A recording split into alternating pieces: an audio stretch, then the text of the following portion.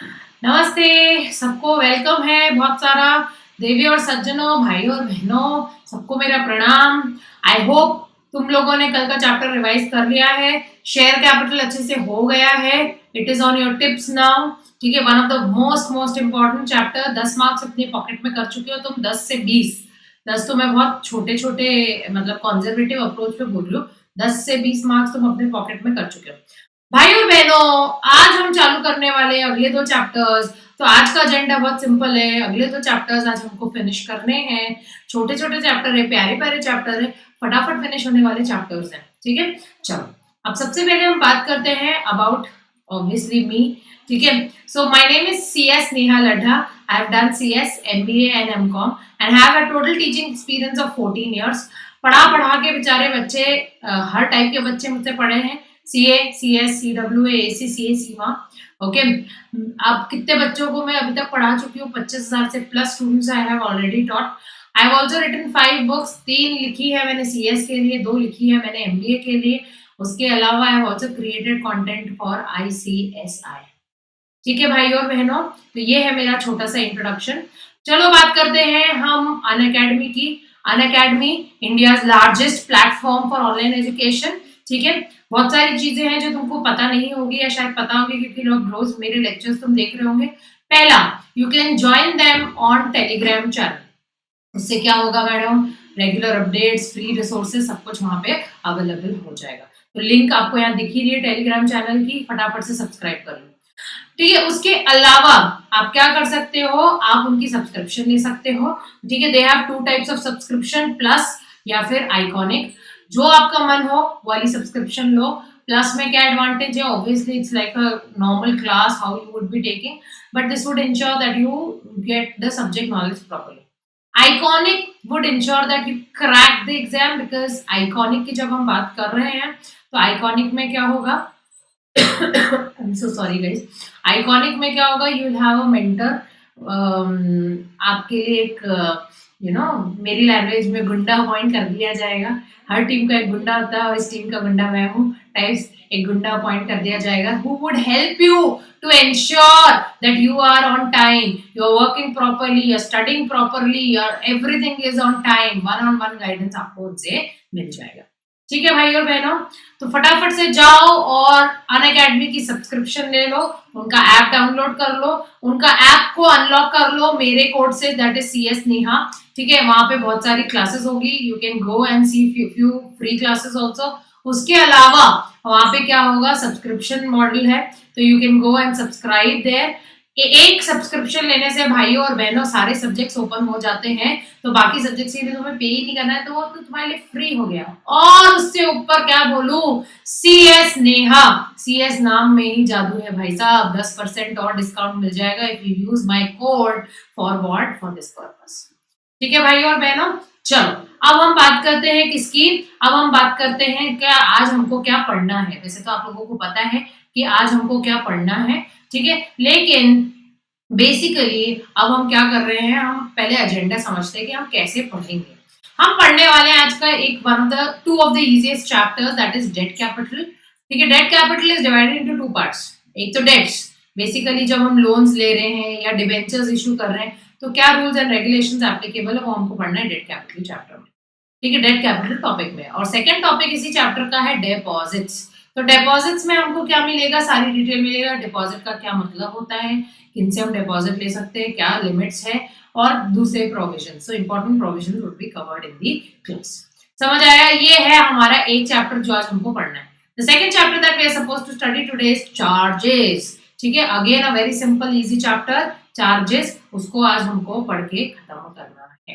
ठीक भाइयों और बहनों, चलो तो चालू करते हैं हम फटाफट से, लेके गणेश जी का नाम, with debt capital. Guys and girls, जब मैं बात करूं डेट कैपिटल, डेट मतलब वो पैसा जो हमने लोन लिया है, वो पैसा जो हमने क्या किया है, वो पैसा जो हमने किसी से बोरो किया है, that is called as debt capital. तो इस चैप्टर में आप वो सारे प्रोविजंस पढ़ने वाले हैं जो एप्लीकेबल है जब हम पैसा किसी से लेते हैं। ठीक है गाइस एंड गर्ल्स, तो बात करते हैं सबसे पहले, that is power of the company to borrow. ठीक है, power of the company to borrow. अब क्या कंपनी पैसा ले सकती है उधार? जी मैम, क्या क्वेश्चन पूछा है। नहीं ले सकती तो क्या करेगी क्या कंपनी? मतलब घोड़ा अगर घास से दोस्ती कर लेगा तो खाएगा क्या? So basically yes guys and girls, company क्या कर सकती है? कंपनी पैसा बोरो कर सकती है। कौन बोरो करेगा कंपनी के बिहाफ पे? Share holders, employees? Who will borrow? So it would be the directors of the company who would go and borrow this money. Okay, understood or not? Okay, now this power is to be exercised. भले India में तुम ले रहे हो पैसा या India से बाहर ले रहे हो, this is to be only exercised by a meeting, duly convened board meeting. Board meeting करोगे, उसमें रेजोल्यूशन पास करोगे तो ही क्या कर सकते हो? तो ही बोरो कर सकते हो, नहीं तो बोरो नहीं कर सकते हो। क्लियर विद द कॉन्सेप्ट और नॉट?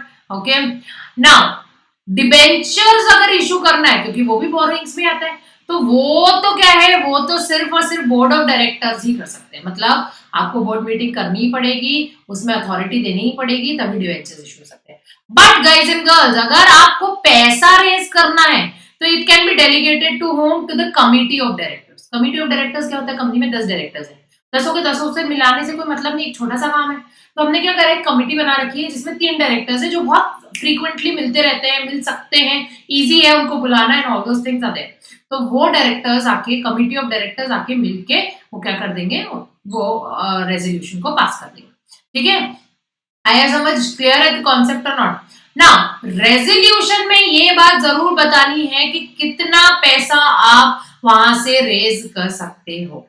ठीक है, resolution can not be a open ended resolution. Open ended मतलब जिसमें कोई लिमिट नहीं दी है। ठीक है, it has to be a close ended resolution.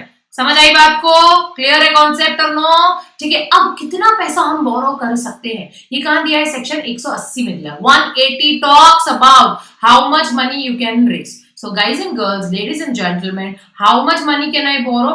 The money totally borrowed should not exceed my paid up share capital plus free reserves. ठीक है, it should not exceed, मतलब 100% of paid up share capital and reserves हम borrow कर सकते हैं। बहुत simple बात है, वो ऐसे घुमा घुमा के यहाँ से कान पकड़ते हैं, वो भी 3 बार राउंड लगा के कान पकड़ाएंगे। ठीक है, ऐसे नॉर्मल कान नहीं पकड़ाएंगे। ठीक है, तो बहुत सिंपल कॉन्सेप्ट है, power of company to borrow. हाँ कर सकती है, कौन करेगा? बोर्ड ऑफ डायरेक्टर्स करेगा, रेजोल्यूशन पास करना पड़ेगा। डिवेंचर्स इशू करने के लिए तो डेफिनेटली आपको क्या करना पड़ेगा? बोर्ड मीटिंग बुलानी पड़ेगी। लेकिन मनी रेज करने के लिए क्या कर सकते हो आप? कमिटी भी कर सकती है। उसके बाद जो पैसा है वो that has to be specified in the resolution. उसके अलावा if you want to raise money, ठीक है, आप कब तक कहां तक कर सकते हो? Up to 100% of paid up share capital. Okay, अगर उसके ऊपर करना है, क्या आप कर सकते हो? Answer is yes, you can do it, but you have to pass what? A special resolution for that. what are you supposed to do? You are supposed to pass special resolution। आ गई बात समझ में? Clear है ये topic? बहुत simple सा topic है। आया? चलो अब अगली बात करते हैं, बहुत इंपॉर्टेंट टॉपिक है, that is what? That is your ultra vires borrowings. ठीक है, that is what? Ultra virus borrowings. और अल्ट्रा वायरस कंपनी के स्कोप के बाहर जो है। गाइस एंड गर्ल्स, थोड़ा समझना इधर, ये है मेरी कंपनी का स्कोप। ठीक है, ये है मेरी कंपनी का स्कोप। कहाँ लिखा होता है स्कोप कंपनी का? मेमोरेंडम ऑफ एसोसिएशन में।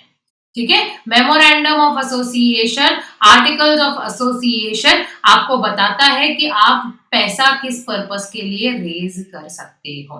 ठीक है, तो बेसिकली आप उस पर्पस के अलावा, उस पर्पस से बाहर जाके आप पैसा रेज करने की कोशिश कर रहे हो, तो उसको हम क्या बोलेंगे? Ultra vires. ध्यान से सुनना भाइयों और बहनों, इसको हम क्या कहेंगे? Ultra vires. ठीक है, तो company is authorised to borrow money. ठीक है, कहां से अथॉरिटी मिल रही है? अपने मेमोरेंडम आर्टिकल से अथॉरिटी मिल रही है। If it borrows beyond that authority, it is called as what? Ultra vires. और भाइयों और बहनों, अगर कोई चीज कंपनी के स्कोप के बाहर है तो कंपनी के मेंबर्स भी इसका कुछ नहीं कर सकते हैं। कंपनी के मेंबर्स भी इसका कुछ नहीं कर सकते हैं। And that's why it is what? It is ultra vires, कुछ नहीं हो सकता इसका, कुछ भी नहीं हो सकता इसका, ठीक है। इसको नॉर्मल मतलब इसको रेक्टिफाई, इसको कंफर्म कोई भी नहीं कर सकता है। आया समझ? For example memorandum says you can borrow money, okay, up to x amount whatever is written for the purpose of writing a book, publishing a book. और मैंने क्या किया, I took loan from the bank for what purpose, for building my house, ठीक है। किस purpose के लिए आप ले सकते हो, या तो बुक लिखने के लिए, या बुक को क्या करने के लिए, बेसिकली पब्लिश करने के लिए। तो ये अल्ट्रा वायरस है, ये आपके स्कोप के बाहर है, इसको मेंबर्स भी रेटिफाई नहीं कर सकते। आई बात समझ? अब गाइस एंड गर्ल्स, इसका क्या होगा, इसका तेरा क्या होगा कालिया, इन तीन में से एक चीज होगी कालिया, या तो इंजंक्शन एंड रिकवरी कर सकते हो, या सब्रोगेशन कर सकते हो, या सूट अगेंस्ट डायरेक्टर। मैडम हमको कुछ भी समझ नहीं आता, इतने बड़े बड़े शब्द क्यों लिख देते हो। इंजंक्शन एंड रिकवरी, ध्यान से सुनना मेरी बात, अभी अभी समझ जाएगा कि क्या बोल रही हूं मैं। सो अगर आप ट्रेस कर सकते हो, जो कि if the person can trace and identify the money lent, अगर आप आइडेंटिफाई कर पा रहे हो कि आपका पैसा कहाँ है, किसके पास है, ठीक है, तो उस केस में इंजंक्शन अप्लाई किया। सो बैंक ने लोन दिया आपको, ठीक है, बैंक ने आपको लोन दिया किस लिए, घर बनाने के लिए।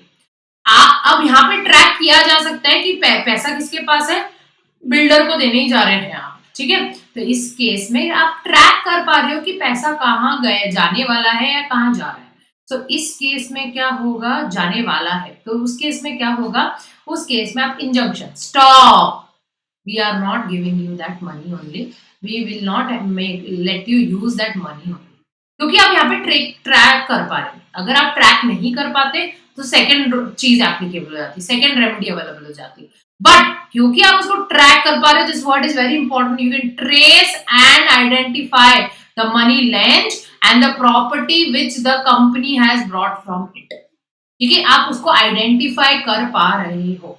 If yes, then injunction, stop, you cannot do anything with this money or with this property, this is ours, this is of the bank, और वो उसको रिकवर कर लेंगे। इंजंक्शन मतलब stay order, stop, you can not do this. आया समझ?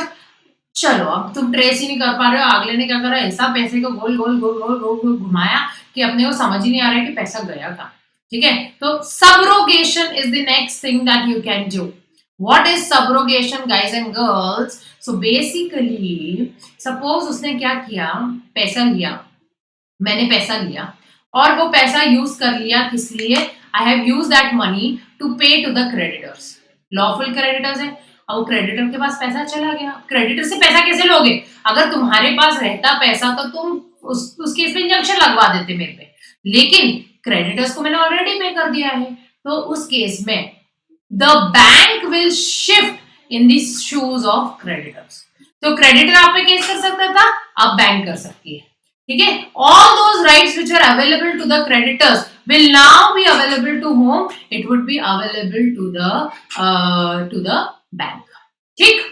Third, ये तो हम सबको पता है, suit against directors, आपको पता है lifting of corporate veil applicable हो जाएगी, यहाँ पे क्या हो जाएगा, सूट डायरेक्टर्स के अगेंस्ट आप लगा सकते हैं। अब दूसरे टाइप का भी बोरोइंग होता है विच इज इंट्रा वायरस। चलो वही वाला हमारा एग्जांपल कंटिन्यू करते हैं जो हमने देखा, ये कंपनी का स्कोप है, अगर हमने क्या किया है, कंपनी के स्कोप के अंदर ही कुछ करा है, ठीक है, कंपनी के स्कोप के अंदर ही करा है, लेकिन this is what, this is not intra-virus borrowing but not within the authority।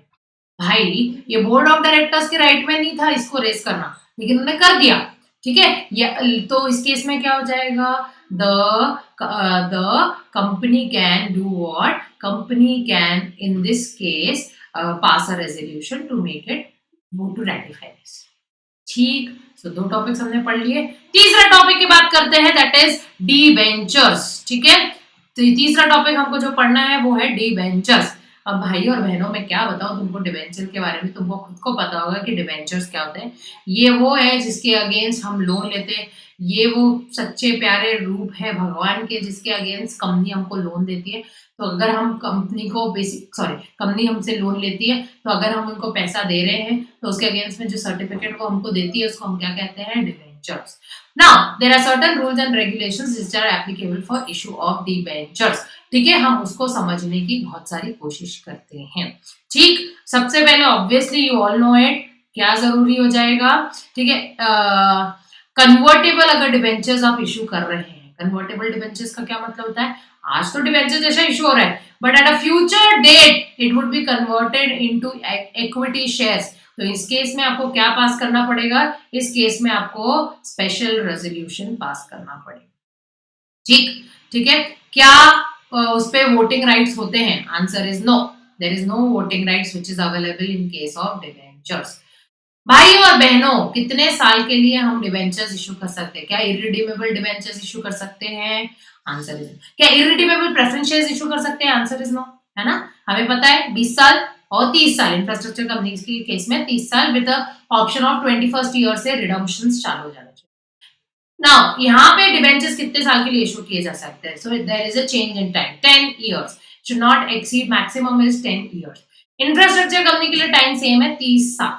ठीक है, नाउ आपको क्या करना पड़ेगा, चार्ज क्रिएट करना पड़ेगा on the assets for the equivalent to the amount payable to the debenture holders. Charge क्या होता है हम अभी पढ़ेंगे थोड़ी देर में। सो बेसिकली ये समझ लो कि इनके अमाउंट को सिक्योर करने के लिए हमको अपने असेट्स को गिरवी रखना पड़ेगा, उसको हम चार्ज कहेंगे यहाँ पे। ठीक है, debenture trustees are to be appointed to protect the right of debenture holders in the company. Company को क्या करना पड़ेगा, डिबेंचर ट्रस्टीज अपॉइंट करना। And last but not the least, DRR is to be created, debenture redemption reserve. Guys and girls, DRR create करने के लिए company में आपको अमाउंट बताया, परसेंटेज बताया गया, you have to follow those percentage while doing. So just see the provisions. I will go ahead in just a second.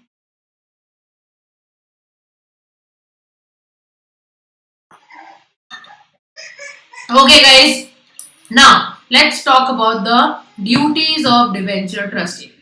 Actually जो next topic है उसमें कुछ पढ़ाने जैसा है ही नहीं, trust me, there is nothing that I am supposed to teach in that, but what has happened in this particular case is ये हमारे examiner का favorite है, मैं अपनी खुद की फेवरेट हूँ वाला टाइप का है। ठीक है, so basically this is what, this is nothing but this is the favourite topic of the examiner. तो इसको इसीलिए हम क्या कहते हैं, इसको duties of the debenture trustees आपको एक बार पढ़ लेने का है। इसी तरीके से डिस्क्वालिफिकेशंस भी दिए, किसको हम डिबेंचर ट्रस्टी नहीं बना सकते। These topics are basically favourites, there is nothing that I am supposed to explain you and hence I am not. Guys and girls, ladies and gentleman, अब हम बात कर रहे हैं किसकी, अब हम बात कर रहे हैं डिपॉजिट्स की। So this is the next topic that you are supposed to study. भाई और बहनों, व्हाट इज डिपॉजिट्स। अगर मैं ये पढ़ाने गई तो क्लास का 1 घंटा भी कम ही बोल रही हूँ। Look at the size of the definition, but then if you do not read this definition for exam, it is very wrong on your part. But this definition is a huge definition. I have given you the definition, but you have to make sure that you do what, you read this particular definition. Deposits क्या होते हैं, सो एक बहुत basic चीज मैं आपको समझाती थी क्योंकि ये लोग क्या बोल रहे हैं डिपॉजिट्स के बारे में। तो according to section 2 subsection 31 read with rule 2C of the company is this, deposit means what, it includes, so this is an inclusive definition। सब पहले उन्होंने include कर दिया कि ये सब चीजें तो include होगी ही होगी, उसके बाद क्या include नहीं होगा वो उन्होंने बता दिया है। ठीक है, and includes any receipt of money by way of deposits or loans or in any other form by the company but does not include। तो पहले उन्होंने बता दिया कोई भी पैसा तुम ले रहे हो by way of deposits, loans or in any other form, but ये सब चीजें जो अब लिस्ट आएगी ये सारी लिस्ट इज नॉट इंक्लूडेड। ठीक है भाइयों बहनों, समझ आया, क्लियर है। तो अब जो लिस्ट आप पढ़ रहे होंगे वो कैसी लिस्ट होगी, वो लिस्ट होगी जो इंक्लूड नहीं है। ठीक है, तो दीज ऑल आर एक्सक्लूडेड। चलो गाइस एंड गर्ल्स, अब हमको पढ़ना है what is the limit of deposit. उसके पहले हमको एक टॉपिक पढ़ना है व्हाट इज और who is eligible company, who are eligible companies. So it's a public company. The word is what? Private company is not included in the definition of what? Definition. It's only the public companies which are included in the definition. Public company having net worth of not less than 100 crores. 100 crore की तो उनकी net worth है, ठीक है, और they have a turnover of not less than 500 crore, ठीक है। 100 करोड़ की तो टर्नओवर है, नेटवर्थ है, या फिर उनका टर्नओवर क्या है 500 करोड़ या उससे ज्यादा है। Guys and girls, this is और का कंडीशन, विच मींस अगर उनकी नेटवर्थ 100 करोड़ से नॉट लेस देन 100 करोड़ है, मतलब 100 करोड़ या उससे ज्यादा है, या फिर उनका टर्नओवर 500 करोड़ या उनसे ज्यादा है, तो वो एलिजिबल कंपनीज में क्लासिफाई हो जाते हैं, बट वो ऑब्वियसली पब्लिक कंपनी होनी चाहिए, ठीक है। So basically a public company which has a net worth of not less than 100 crores or turnover of not less than 500 crores would be called as what? It would be called as the eligible company. अब किन लोगों से आप deposit ले सकते हो? 2 लोगों से। बहुत ध्यान से समझना, बहुत इजी टॉपिक है, फटाक से समझ आ जाएगा इस चार्ट से। मेंबर से ले सकते हो या पब्लिक से। मेंबर मतलब share holders of the company, okay. Public मतलब आम जनता, है ना, आम आदमी, द मैंगो पीपल, राइट। तो when I talk about members से आप कितना ले सकते हो? Up to a limit of 10% of the aggregate of paid. देखो ओवरऑल लिमिट 35%, बहुत सिंपल है, ठीक है। ओवरऑल लिमिट बहुत क्या है 35%। अब देखो गवर्नमेंट कंपनी में मेंबर्स कौन होते हैं भाइयों और बहनों? देखो एक एक चीज समझेंगे तो बहुत जल्दी समझ आ जाएगा, याद भी करने की जरूरत नहीं पड़ेगी। गवर्नमेंट कंपनी में मेंबर्स गवर्नमेंट होती है, क्योंकि 51% और more shares are held by whom? Government. तो इस केस में क्या होता है, बहुत स्मार्ट है ये लोग, इन्होंने क्या कह दिया, मेंबर्स प्रोहिबिटेड भैया, मेंबर से आप डिपॉजिट नहीं ले सकते बाबा। क्यों नहीं ले सकते? क्योंकि हमको यहाँ पता है who are the members, the government is the member. तो अब लिमिट क्या है मेरे पास 35% की, तो पब्लिक से मैं कितना ले पाऊंगी? बहुत सिंपल है, up to 35% of the aggregate of the paid up share capital plus free reserves plus security. अब बात करते हैं companies mentioned in section 73(2), basically private companies, ठीक है। उनकी हम बात करें तो प्राइवेट कंपनीज क्या पब्लिक से पैसा रेज कर सकती है? ये तो तुमको बेसिक है, ये तो तुमको पता ही है। प्राइवेट का मतलब ही क्या होगा कि पब्लिक के पास नहीं जा सकते। तो कहाँ प्रोहिबिटेड हो गया? पब्लिक में प्रोहिबिटेड हो गया। तो मेंबर से आप कितना ले लोगे? 35%। बहुत सिंपल है। एलिजिबल कंपनी, तू सबका भला कर, तू सबके बारे में सोच, तो तू थोड़ा मेंबर से भी ले ले और थोड़ा पब्लिक से भी ले ले। तो you can take 10% of the capital from the 10% of the paid up share capital plus free reserve plus security premium account from the members. Deposit उतने तक ले सकते हो। पब्लिक से कितना ले सकते हो? 25%।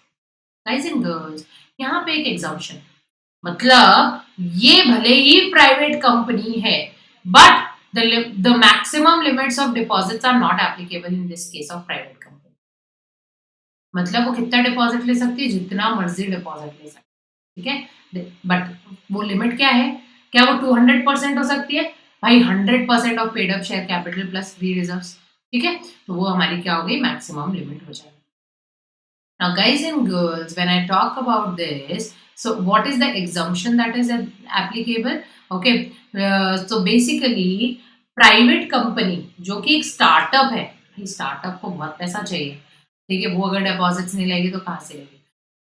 For a period of 5 years from the date of incorporation, क्योंकि शुरू के 5 साल उनको बहुत पैसा लगेगा, ये माना जाता है, ठीक है। अब ये 3 कंडीशंस है, ये तीनों कंडीशंस फुलफिल होनी चाहिए, ठीक है। तो वो क्या हो जाएगा उस केस में? They can raise the money. भाइयों और बहनों, the good news is we have finished the chapter. Exam में ज्यादा वेटेज नहीं है इस चैप्टर का, you can expect 5 marks maximum from this particular chapter. ठीक, समझ आ गई? चलो अब नेक्स्ट बात करते हैं हमारे प्यारे से प्रिय से अगले चैप्टर की, दैट इज चैप्टर नंबर 5। हंसते खेलते हम 5वें चैप्टर में पहुंच गए भाई और बहनों। ऑब्वियसली आपके लिए हंसते खेलते था, मेरे लिए थोड़ा सा वो हो गया क्योंकि आप लोगों से मिल नहीं पा रही हूँ मैं। I have to record the session, but बहुत जल्दी guys and girls, maybe from tomorrow, not maybe, पक्के से हम कल से क्या करेंगे, लाइव सेशन पे ही मिलेंगे, ठीक है, हो गई है सारी प्रॉब्लम सॉर्ट। बट क्योंकि मैं क्लास को रोकना नहीं चाहती थी, इसलिए I am giving recordings and you can see the recordings. कल हम मोस्टली पहुंच जाएंगे पार्ट बी तक, ठीक है, तो आप जल्दी जल्दी से सब पढ़ लेना, ठीक। चलो अब बात करते हैं हम किसकी, अब चार्जेस की। क्या होता है चार्जेस की? गाइस एंड गर्ल्स, मैं बहुत सिंपल लैंग्वेज में अगर तुमको बताऊं, मैंने लोन लिया, ठीक, बैंक ने लोन दे दिया, बहुत बढ़िया, ठीक है, बैंक को तो काम ही यही है, बैंक तो देगी मुझे लोन। लेकिन गाइस एंड गर्ल्स, वही अब मैं दूसरी बैंक के पास गई और मैंने उससे भी लोन ले लिया, तो पता कैसे चलेगा कि ये पर्टिकुलर प्रॉपर्टी किसके पास दी हुई है? तो वो पता चलता है किससे? वो पता चलता है हमारे चार्ज से। सो चार्ज इज एन इंटरेस्ट और लियन। इंटरेस्ट मतलब उस प्रॉपर्टी में उतने तक मेरा इंटरेस्ट है, मेरा राइट क्रिएट हो रहा है। और लियन, लियन मतलब मेरा मूवेबल गुड्स पे हम लियन कहते हैं, इसलिए लियन लिखा है वहां पे वर्ड। लियन मतलब बेसिकली उतने उतने गुड्स, उतने उतने रुपए के गुड्स में मुझे लेने का हक है। क्रिएटेड ऑन द प्रॉपर्टी और assets of the company. Property पे इंटरेस्ट क्रिएट करोगे, असेट्स पे लियन क्रिएट कर दोगे, ऑफ द कंपनी और एनी ऑफ इट्स अंडरटेकिंग और both as security and includes a mortgage. तुमने बैंक से लोन लिया, बैंक ने बोला भाई मुझे कुछ सिक्योरिटी दो, तुमने पेपर्स दे दिए, भाइयों और बहनों पेपर्स तो तुमने दे दिए, लेकिन क्या तुम डुप्लीकेट पेपर नहीं बना सकते? क्या तुम उसमें घपला नहीं कर सकते? तो उन सब चीजों को क्या करने के लिए, रिजॉल्व करने के लिए बहुत सिंपल कॉन्सेप्ट आया है विच इज चार्जेस। आपको क्या करना है, कंपनीज एक्ट में उसको रजिस्टर करा दो कि इतने का लोन के अगेंस्ट इतनी की ये प्रॉपर्टी जो यहाँ सिचुएटेड है वो किसके लिए है, वो बैंक ए के लिए है, until unless the loan is not paid। जैसे ही लोन पे हो जाता है भाइयों और बहनों, आपको फिर से कंपनीज एक्ट में ऑब्वियसली द अथॉरिटीज आरओसी को नोटिस देना पड़ता है कि भाइयों और बहनों मैंने ये पेमेंट हंसते हुए दोनों हाथ जोड़कर कर दिया है, तो कृपया क्या करो, वापस मेरी प्रॉपर्टी मुझे लौटा दो। तो उसको हम क्या कहते हैं, सेटिस्फैक्शन ऑफ चार्ज। ठीक, आई बात समझ में? Now guys and girls, what are the various types of charge? On the basis of nature of charge, charge is classified as fixed charge, floating charge। Fixed charge मतलब fixed assets पे है। Fixed charge मतलब वो charge that is created on the fixed asset of the company। Fixed assets means what? जैसे कि land हो गया, जैसे कि building हो गई, ये सब क्या हो जाता है, fixed asset। क्या asset change हो रहा है इसमें? नहीं। क्या asset specific है इसमें? हाँ, ठीक है। Second is floating charge। मैंने कहा भाई मेरे तो सारे लैंड ऑलरेडी चार्ज में है, तो एक काम कर, जो गुड्स मैं बना रही हूँ उस पर चार्ज क्रिएट कर ले। बोले तो तुम तो गुड्स बना के बेचोगे, तो मैंने कहा फिक्स मत क्रिएट करना, फ्लोटिंग चार्ज है। गुड्स जा रहे, गुड्स आ रहे, उसमें से क्वांटिटी निकलती जाएगी, सेल होते जाएंगे, लेकिन एक पर्टिकुलर टाइम में हमेशा ऑर्गेनाइजेशन में इतने रुपए के गुड्स तुमको मिलेंगे, और तुम्हारा राइट होगा अगर कल को मैंने पैसा नहीं दिया तो उन गुड्स को बेच देने का। तो that is called as what, floating charge. It is created usually on the stock of the company, ठीक है, on the stock of the company, ठीक। On the basis of conditions, charge is classified as pari passu। Pari passu मतलब what? On the same levels। Bank A ने मुझे loan दिया, तब मैंने उसके लिए चार्ज क्रिएट किया। बैंक बी के पास मैं गई, बैंक बी ने मुझे लोन दिया और उसके ऊपर मैंने चार्ज क्रिएट किया। अब मैंने ये बोला कि बैंक ए और बैंक बी दोनों को सेम लेवल का क्या है, सेम लेवल का इंटरेस्ट है इस प्रॉपर्टी में। बैंक ए ने भी बोल दिया हाँ हाँ हमारा तो जितना इंटरेस्टेड है ही, बैंक बी का भी सेम इंटरेस्ट है, सेम लेवल का, तो वो क्या हो जाएगा, परी पसु चार्ज। कोई बैंक क्यों अग्री करेगी भाई, मेरा ऑलरेडी क्रिएटेड है, तुम तुम्हारा सेकेंड लेवल पे क्रिएट करो, ठीक है। So second is what, further charge, which is what, further charge का क्या मतलब हो गया, विच मीन्स मेरा चार्ज क्रिएटेड है, तुम्हारा तुम सेकंड चार्ज क्रिएट करा लो। मेरा चार्ज तो क्रिएटेड है, तुम तुम्हारा सेकंड चार्ज क्रिएट करा लो। सेकंड चार्ज का क्या मतलब हो गया, सो बेसिकली फर्स्ट लेवल का चार्ज तो हो ही गया, सेकंड लेवल का चार्ज का क्या मतलब हो गया, उसके नीचे अगर कुछ पैसा बचा उस प्रॉपर्टी को बेचने के बाद, अगर डिफॉल्ट हुआ तो अगर कुछ पैसा बचा तो आपको पैसा मिलेगा, नहीं तो जय जय Shri Ram. Exclusive charge means what, सिर्फ मेरा चार्ज है और किसी का चार्ज तुम नहीं क्रिएट कर सकते इस प्रॉपर्टी पे। So that is called as what, that is called as your exclusive charge. Now, guys and girls, the next topic that we need to study is crystallization of floating charge. Crystallization मतलब क्या हो गया? उसको क्या कर दो? उसको जमा कर दो, ठीक है, उसको फ्रीज कर दो. That is crystallization. Okay, that is crystallization of charge. Now guys and girls, what is crystallization? तो फ्लोटिंग चार्ज को हम किस में कन्वर्ट कर रहे हैं? फिक्स्ड चार्ज में. मतलब पहले असेट्स क्या हो रहे थे? फ्लोटिंग में गुड्स आ रहे थे, गुड्स जा रहे थे, गुड्स आ रहे थे, गुड्स जा रहे. अब फिक्स नंबर ऑफ चीजों पे मेरा राइट हो गया. That is called as what? That is called as crystallization of floating charge.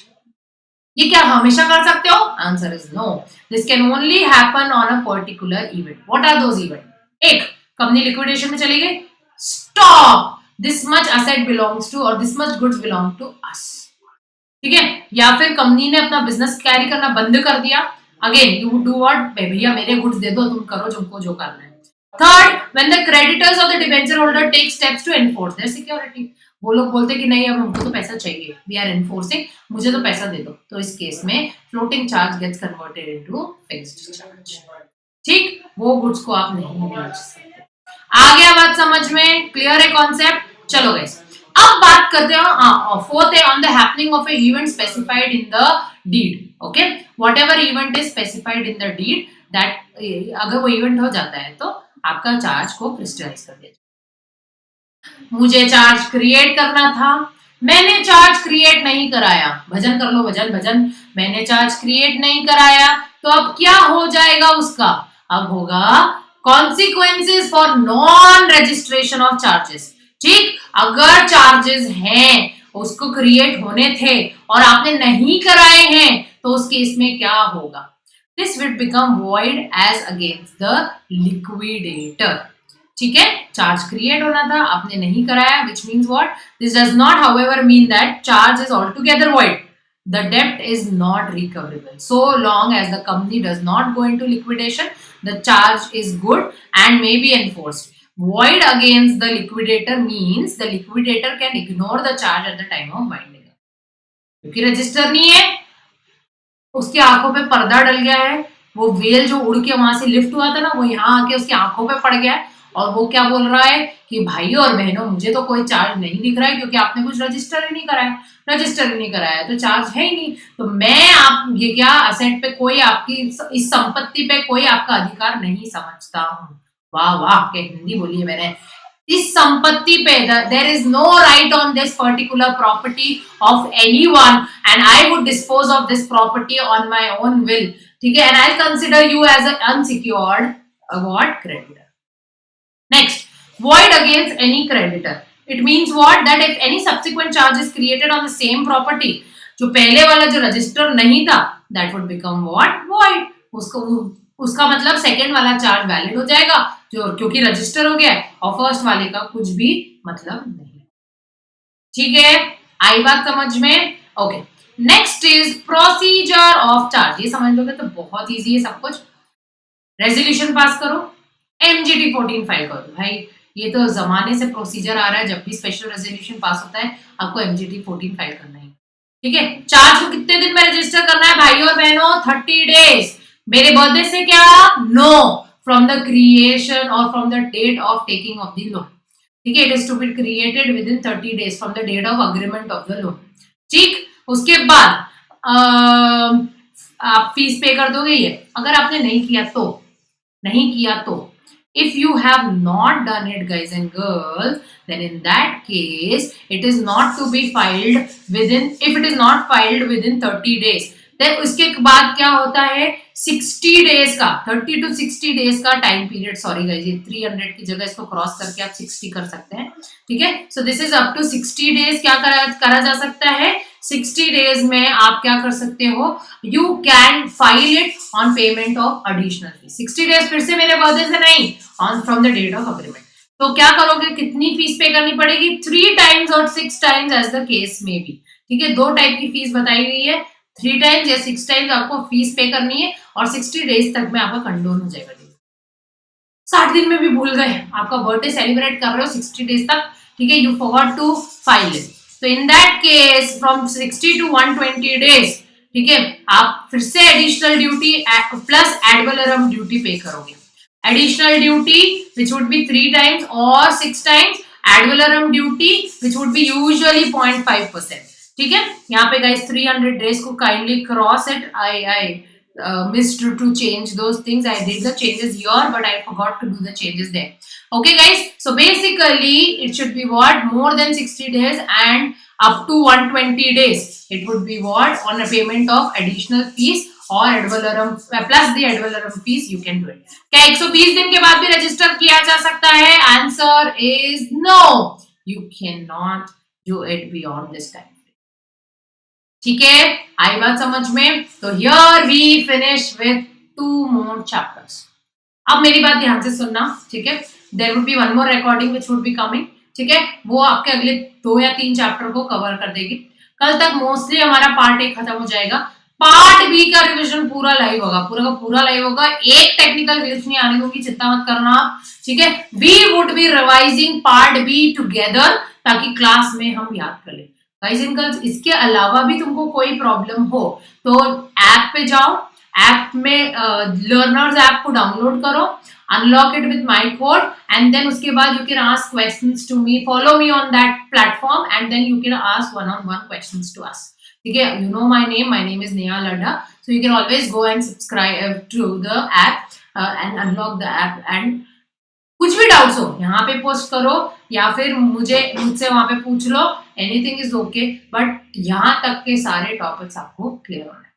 I hope you had a good time, you studied properly, you understood everything fine.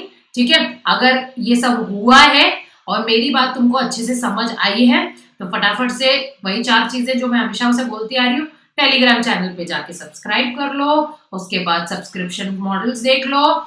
And finally, this is very important guys, do subscribe to the channel, do like this video, अपनी presence इस video पे like करके बताना. ठीक है, do hit the bell button. ठीक है, उसके वो क्या हो जाएगा, this would help us to understand what is exactly your need. ठीक है, this would help us and motivate us to do better and better. Thank you so much guys, see you tomorrow, bye bye.